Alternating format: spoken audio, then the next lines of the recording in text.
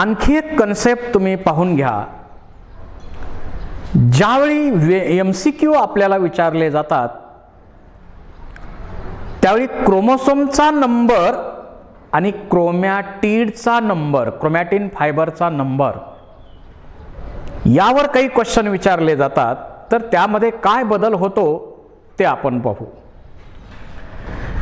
समजा आता ह्यूमनची सेल विचारात घ्या. ह्यूमनच्या सेलमध्ये G1 फेज मध्ये किती क्रोमॅटिन फायबर आहेत? 46 chromosome, 46 chromatids. At the end of S phase 46 chromosome but 92 chromatids. त्यानंतर G2 फेज विचारात घ्या. 46 क्रोमोसोम, 92 क्रोमॅटिड्स. कारण क्रोमॅटिडचा नंबर डबल झालेला असतो ना S फेज मध्ये. मग प्रोफेज मध्ये सुद्धा तसंच राहणार, 46 92. मेटाफेज मध्ये 46 92. आता ॲनाफेज मध्ये काय होतंय? क्रोमोसोम स्प्लिट होतोय आणि डॉटर क्रोमोसोम सेपरेट होतात. त्यामुळं 92 92 आणि टिलोफेज मध्ये 92 92. टिलोफेजच्या एंडला, एंड ऑफ टिलोफेज 46 46 असा नंबर राहील. 46 46 असा नंबर राहील. हे झालं मायटॉसिस मध्ये. आता मिओसिस मध्ये म्हटलं तर क्रोमोसोम नंबर तर 46 46 46 46 आणि इकडे क्रोमॅटिडचा number prophase first, metaphase first, anaphase first, telophase first, सगळीकडे काय असेल? 92 92 92 नंबर असेल. आता टिलोफेजच्या शेवटी टिलोफेज फर्स्ट विचारात घेतली तर टिलोफेज फर्स्ट मध्ये काय आहेत? किती क्रोमोसोम नंबर आहे? किती येईल? 92 म्हणतोय आपण, परंतु इथं आता 46 प्रत्येकामध्ये 23 आणि 46 असं होईल. कारण इथं क्रोमोसोम नंबर हाफ होत असतो. क्रोमोसोम नंबर टिलोफेज फर्स्ट आणि ॲनाफेज फर्स्टच्या शेवटीच तो हाफ होत असतो. प्रोफेज सेकंड मध्ये metaphase second, anaphase second, telophase second. Prophase second मध्ये 23 23, पुन्हा ॲनाफेज सेकंड मध्ये 46 आणि टिलोफेज मध्ये पुन्हा 23 आणि 23. क्रोमोसोमचा नंबर इकडं लिहिलेला आहे आणि क्रोमॅटिन फायबरचा नंबर, क्रोमॅटिडचा नंबर इकडं लिहिलेला आहे. अशा प्रकारे या नंबरवर बेस्ड काही क्वेश्चन्स असणार आहेत, ते तुम्ही लक्षात असू द्या. आता या नंतर काही MCQ आपण डिस्कस करू.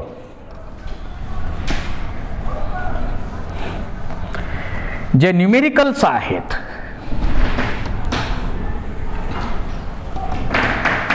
ते क्वेश्चन्स काही बघू.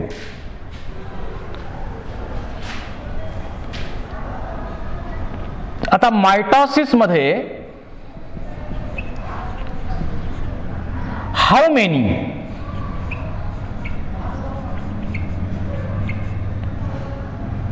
टाइम्स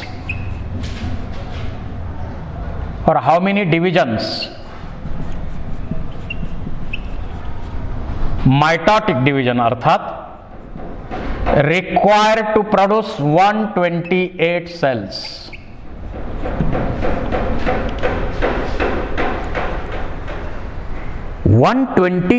cells बनवण्यासाठी किती mitotic division, total mitotic division लागणार असा क्वेश्चन तुम्हाला विचारला जाईल. 128 चा क्वेश्चन असेल किंवा 256 असेल, 512 असेल, काही का असेना. याला फॉर्म्युला काय? n-1 n म्हणजे नंबर किती 128 minus 1 that is 127 divisions. 127 division total तिथं होणार आहेत. त्यानंतर हाच क्वेश्चन जरा वेगळ्या अर्थानं विचारला तर how many generations time, how many times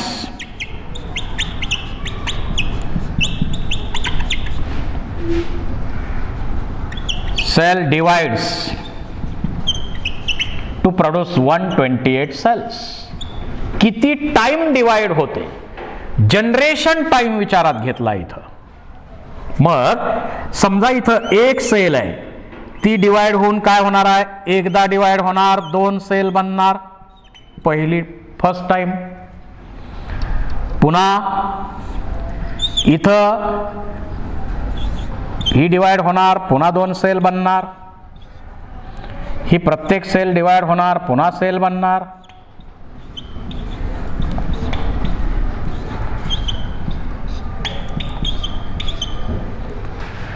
म्हणजे एक वेळा डिवाइड झाल्या तर 2 सेल्स, दुसरा टाइम, टाइम म्हटलं की सेकंड टाइम, थर्ड टाइम.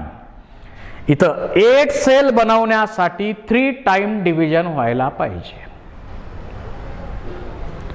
तर 128 सेल्स बनवण्यासाठी किती टाइम डिवाइड व्हायला पाहिजे बघा.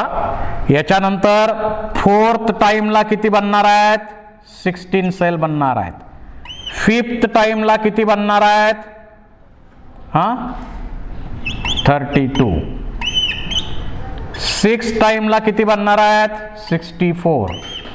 7th टाइमला किती बनणार आहेत, 128.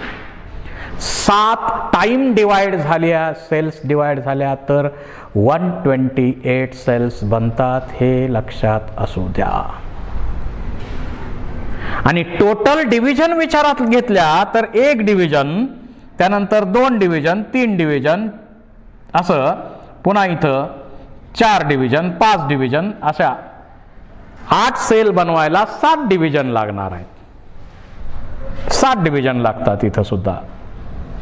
3 वेळा डिवाइड झाले, त्याच्यानंतर 4थी डिव्हिजन होणार, या 2 सेल बनल्या, 4थी होणार, 5वी होणार, 6वी होणार, 7वी होणार. 7 वेळा डिवाइड झाल्यावर 8 सेल बनतात, n-1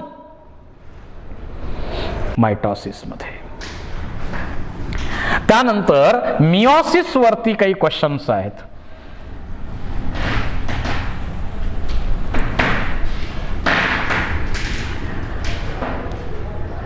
मियोसिस डिव्हिजन न बनलेल्या ज्या सेल्स असतात त्या कशा आहेत, मॉर्फॉलॉजिकली सिमिलर बट जेनेटिकली डिसिमिलर. मला सांगा 50 स्पोर मदर सेल्स असतील, त्यांच्यामध्ये मियोसिस डिव्हिजन झाली तर किती सेल बनणार, 200 cells are produced because if one diploid spore mother cell undergo meiosis to produce 4 haploid spores. Mother cell मध्ये मियोसिस झाल्यानंतर 4 सेल तयार होतात. हा बेसिक रूल आपल्याला माहित असला की काही प्रॉब्लेम येत नाही. मग या बेसवर क्वेश्चन असतील काही. त्यानंतर how many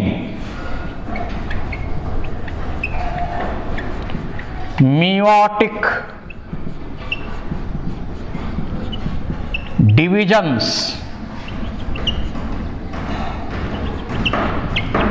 required to produce 100 zygote, 100 zygote, 100 embryo, 100 seed, काही विचारू द्या. आता यातला बेसिक काय आहे ते सांगतो अगोदर. एक मायक्रोस्पोर मदर सेल असेल, मायक्रोस्पोर मदर सेल असेल आणि त्या सेलमध्ये मिओसिस झाली तर 4 मायक्रोस्पोर बनतात. 4 मायक्रोस्पोर बनणार.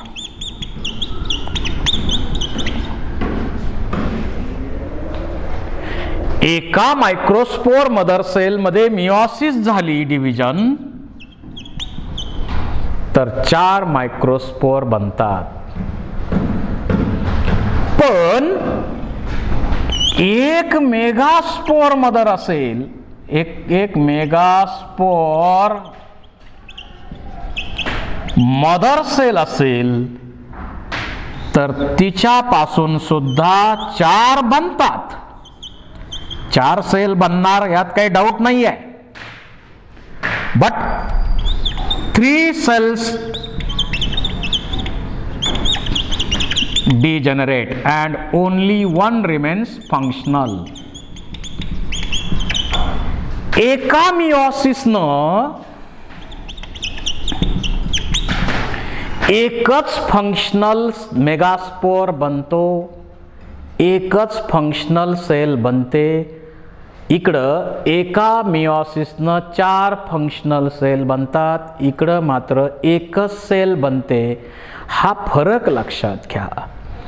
आता ह्युमन मध्ये सुद्धा एम्ब्रायलॉजीचा विचार केला, पुढे तुम्हाला 12th मध्ये आहे ते एम्ब्रायलॉजीचा विचार केला तर एका उगोनियल सेल पासून, प्रायमरी साइट पासून एकच एग तयार होतं. 3 non functional polar bodies, 2-3 polar bodies तिथं बनत असतात. म्हणजे एका मिओसिसनं एकच फंक्शनल सेल फिमेल मध्ये बनते, आपल्यामध्ये सुद्धा, आणि इथं अँजिओस्पर्म मध्ये सुद्धा एकच functional cell female reproductive structure मध्ये बनणार. आणि मग याच्यामध्ये क्वेश्चन आता विचारलाय काय, 100 झायगोट बनवायचे असतील. आता 100 झायगोट बनवायचे असतील तर हे किती लागणार पोलन ग्रेन? 100. आता 100 पोलन ग्रेन व्हायला 100 पोलन ग्रेन व्हायला किती मेगास्पोर मायक्रोस्पोर मदर सेल लागणार? मायक्रोस्पोर मदर सेल लागणार 25. त्यांच्यामध्ये 25 मिओटिक डिव्हिजन होणार, 100 मायक्रोस्पोर बनणार. 25 डिव्हिजन होऊन 100 फंक्शनल मायक्रोस्पोर बनणार. म्हणजे इथं 25 मिओटिक डिव्हिजन लागल्या. आता इकडं फिमेल रिप्रोडक्टिव्ह स्ट्रक्चर कडे वळूया. इथं मात्र एका मिओसिसनं एकच फंक्शनल फिमेल रिप्रोडक्टिव्ह सेल तयार होते, मेगास्पोर, किंवा ह्युमन मध्ये म्हटलं तर एग म्हणा. मग एका मिओसिसनं एक तर 100 पाहिजेत आपल्याला. हे 100 पाहिजेत आपल्याला. 100 पाहिजे असतील तर 100 मिओटिक डिव्हिजन लागणार. कारण प्रत्येक डिव्हिजन मध्ये 3 नॉन फंक्शनल डिजनरेटिंग सेल्स तयार होत असतात. म्हणजे या 100 डिव्हिजन आणि या 25 डिव्हिजन अशा 100 झायगोट बनवायला 125 मिओटिक डिव्हिजन लागतात. 125 डिव्हिजन लागतात. मग इथून पुढे तुम्हाला किंगडम प्लांटी मध्ये हा क्वेश्चन विचारला जाऊ शकतो. ह्युमन रिप्रोडक्शन मध्ये क्वेश्चन विचारला जातो.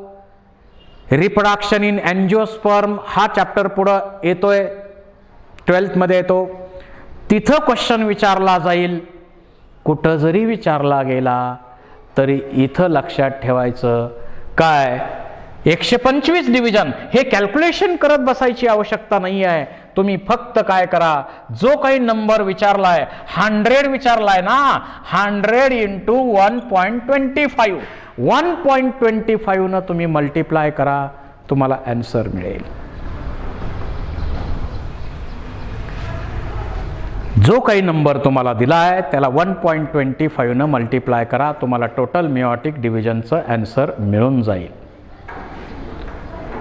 तर हा क्वेश्चन, हा असाच क्वेश्चन तुम्हाला अनेक चॅप्टरमध्ये जिथं जिथं रिप्रोडक्शन प्रोसेस आहे तिथं तिथं हा क्वेश्चन तुम्हाला येणार,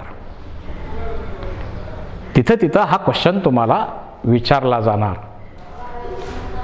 तर याचा आन्सर अतिशय सिंपल आहे, कॅल्क्युलेशन करायची आवश्यकता नाही. जो काही नंबर दिला आहे त्याला 1.25 न मल्टिप्लाय करा, तुम्हाला आन्सर मिळेल. काय विचारलंय ह्यावर डिपेंडंट आहे. आता हा अशा टाईपचा क्वेश्चन असेल तर तुम्हाला आन्सर हेच, आणि प्रत्येक ठिकाणी हा क्वेश्चन तुम्हाला येईल. तर मिओसिसमध्ये हा एक क्वेश्चन महत्त्वाचा आहे. न्यूमेरिकल क्वेश्चनमध्ये एका सेलपासून 4 cell, daughter cell, haploid cell तयार होत असतात. त्यामुळं तुम्हाला जर विचारलं तर किंवा एक स्पोअर मदर सेल आहे, त्या स्पोअर मदर सेलचा क्रोमोसोम नंबर 20 आहे, तर 200 सेल्स त्यांच्यापासून बनल्यात, त्याचा क्रोमोसोम नंबर कसा असेल, याचा 20 असेल तर इथं 10 असेल, because chromosome number is reduced to the half of its original number. Diploid cell पासून 4 हॅप्लॉइड सेल बनत असतात मिओसिस डिव्हिजननं, आणि त्यामुळं क्रोमोसोम नंबर निम्मा होतो, हे लक्षात असू द्या. तर अशा टाईपचे काही न्यूमेरिकल क्वेश्चन्स तुम्हाला यामध्ये विचारले जाऊ शकतात.